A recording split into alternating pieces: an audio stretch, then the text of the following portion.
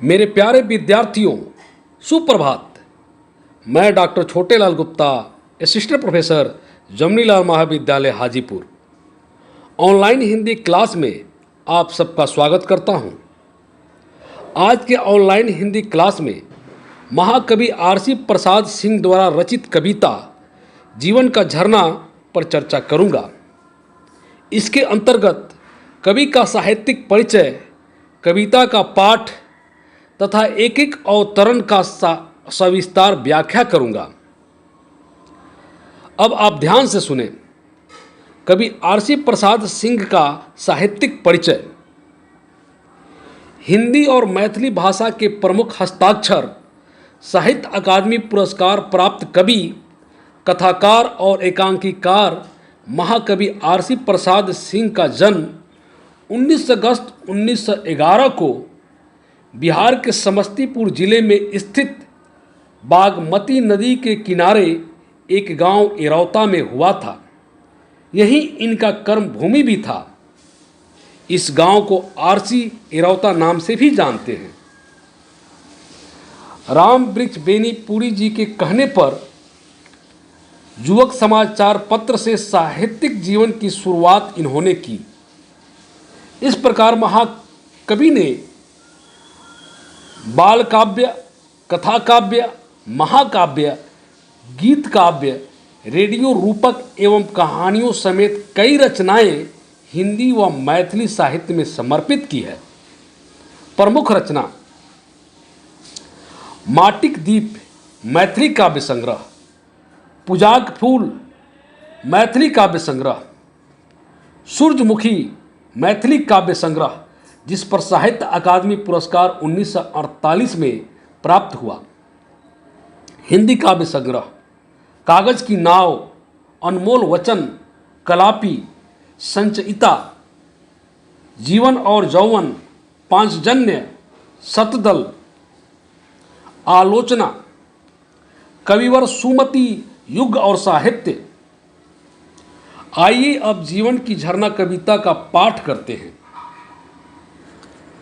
यह जीवन क्या है, निर्झर है, मस्ती ही इसकी पानी है, सुख दुख के दोनों तीरों से चल रहा राह मनमानी है। कब फूटा गिरी के अंतर से, किस अंचल से उतरा नीचे, किस घाटी से बहकर आया समतल में अपने को खींचे।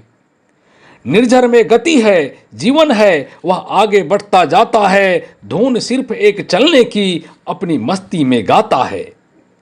बाधा के रो से लड़ता, वन के पेड़ों से टकराता, बढ़ता चट्टानों पर चढ़ता, चलता जौवन से मदमाता।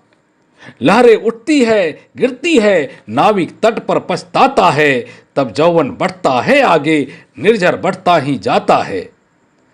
निर्झर कहता है बढ़े चलो, देखो मत पीछे मुड़कर, जौवन कहता है बढ़े चलो, सोचो मत होगा क्या चलकर। चलना है, केवल चलना है, जीवन चलता ही रहता है, रुक जाना है, मर जाना ही, निर्झर यह झरकर कहता है। आइए अब एक एक अवतरण का सविस्तार व्याख्या करते हैं। यह जीवन क्या है, निर्झर है, मस्ती ही इसकी पानी है, सुख दुख के दोनों तीरों से चल रहा राह मनमानी है। प्रस्तुत अवतरण कवि आरसी प्रसाद सिंह द्वारा रचित जीवन का झरना शीर्षक कविता से उद्धृत किया गया है। कवि ने इस कविता में जीवन की तुलना झरने से की है। कवि कहता है कि झरने के समान ही मनुष्य के जीवन की गति है। जिस प्रकार झरना पानी का बहाव लेकर अपनी इच्छा अनुसार दो तीरों के बीच कभी अपनी गति को बाएं किनारे से तो कभी दाहिने किनारे से टकराता हुआ आगे बढ़ता जाता है, ठीक इसी तरह हमारे जीवन की गति भी है। झरने के पानी के समान हमें भी जीवन की मस्ती है। जीवन की गति के दो तट हैं, सुख और दुख। अतः जीवन की गति मस्ती लेकर कभी सुख तट से टकराती है तो कभी दुख तट से टकराती है। कब फूटा गिरी के अंतर से, किस अंचल से उतरा नीचे, किस घाटी से बहकर आया समतल में अपने को खींचे। प्रस्तुत अवतरण में कवि कहता है कि झरना पहाड़ के मर्म स्थल से कब निकला, किस तराई से नीचे उतरकर तथा किन घाटियों के बीच से होते हुए समतल मैदान में आया है, हम नहीं जानते। हम इतना भर जानते हैं कि समतल भूमि पर यह झरना है, अतएव निर्झर का अतीत अंधकारमय है, केवल वर्तमान ही सत्य है, प्रत्यक्ष है। वैसा ही हमारा जीवन भी है। निर्झर में गति है, जीवन है, वह आगे बढ़ता जाता है। धुन एक सिर्फ चलने की अपनी मस्ती में गाता है। प्रस्तुत अवतरण में निर्झर की प्रगति में दृढ़ लगन तथा कर्मठता का परिचय देते हुए कवि कहता है कि जीवन की प्रगति का कारण मनुष्य का पौरुष है। मनुष्य अपनी शक्ति तथा मस्ती के बल पर ही अपनी मस्ती में गाता हुआ आगे की ओर बढ़ने की धुन में लगा रहता है। बाधा के रो से लड़ता, वन के पेड़ों से टकराता, बढ़ता चट्टानों पर चढ़ता, चलता यौवन से मदमाता। कवि कहता है कि जिस प्रकार झरना राह में आई विघ्न बाधाओं से नहीं रुकता, वह रो तथा वन के पेड़ों से लड़ता टकराता, पहाड़ी चट्टानों पर चढ़ते हुए आगे बढ़ते जाता है। अतः हमें भी झरने से शिक्षा ग्रहण करनी चाहिए कि हम भी अपनी धुन के पक्के हों तथा जीवन की कठिनाइयों का सामना करते हुए अपने जीवन को प्रगतिशील बनाएं। लहरें उठती है, गिरती है, नाविक तट पर पछताता है, तब यौवन बढ़ता है आगे, निर्झर बढ़ता ही जाता है। कवि कहता है, निर्झर और जीवन में समानता रहते हुए भी प्रायः एक भिन्नता दिख पड़ती है। झरना जिस मस्ती के साथ चट्टान पर चढ़ जाता है, उसी मस्ती के साथ जलप्रपात की स्थिति में भी मग्न रहता है। निर्झर की इस अवस्था के साथ मनुष्य जीवन का मेल नहीं खाता। विघ्न बाधाओं को पराजित कर जब हमारे जीवन में उत्थान होता है, हम खुश होते हैं। उत्थान के बाद पतन की खाई की कल्पना मात्र से हम भयभीत हो जाते हैं। इस अवस्था में जीवन नौका डगमगाती है। कुछ मनुष्य नाविक जीवन नौका को किनारे लगाकर पछताने लगते हैं।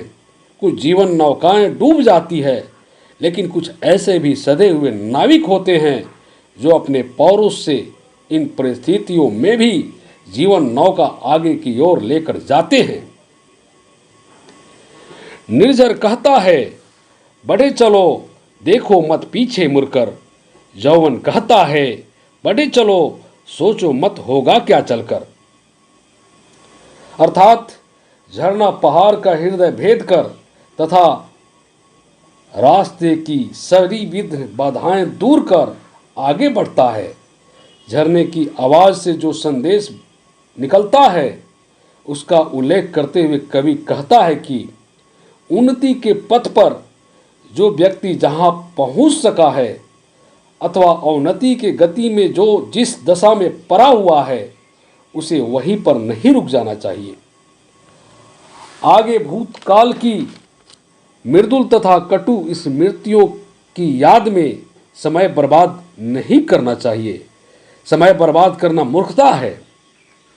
अतः हमारे लिए रास्ते की उन्नति या अवनति निरर्थक है, क्योंकि गति का नाम ही जीवन है। चलना है, केवल चलना है, जीवन चलता ही रहता है। रुक जाना है, मर जाना ही, निर्झर यह झरकर कहता है। कवि कहता है, जिस तरह झरना आगे बढ़ता रहता है, हमें भी आगे बढ़ते रहना चाहिए। झरने में जब तक धरा है, गति है, आगे बढ़ने की ललक है, तब तक वह झरना कहलाता है। धरा की गति रुक जाने पर वह झरना झरना नहीं रह जाता। ठीक वैसे ही जीवन में प्रगति है, आशा है, विश्वास है, तब तक जीवन है। अन्यथा जीवन जड़ है, उसका रुकना ही मृत्यु है। झरने से मनुष्य को यही शिक्षा मिलती है।